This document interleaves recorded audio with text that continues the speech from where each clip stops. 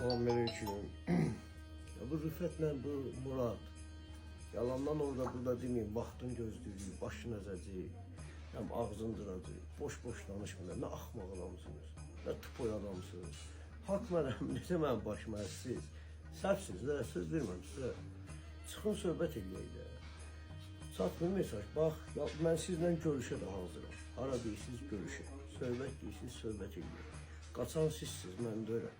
Yalandan da demeyin, zamanı var, vaxtı var, özə vaxt qazandırmıyor. Haqq mənəm, səhvsizsiz.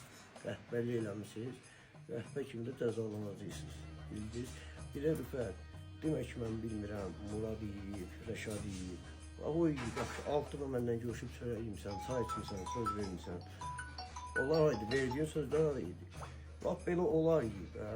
2 nəfər evini itirdiyin adamı idarə edə bilmirsən, onda sən nəsən? Yani sen de səhvsən, özgü çıxaranməzsən.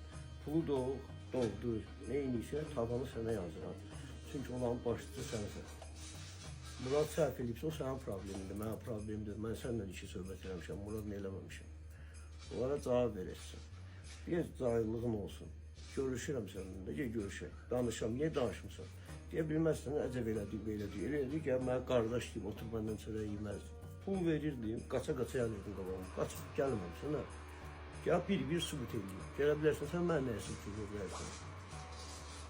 Yəni, yaxmayın, çıxın ortaya. Nə qədər ora-bura xəbər göndərib artıq əski danışsınız, o qədər mənə siz saxlaya bilmərsiniz. Bax, haqq mənəm, səhvsizsiniz. Sizlə danışa da bilərəm, konferans edə bilərəm, görüşə də bilərəm. Tək görüşə bilərəm. Götür, çıxın ortaya.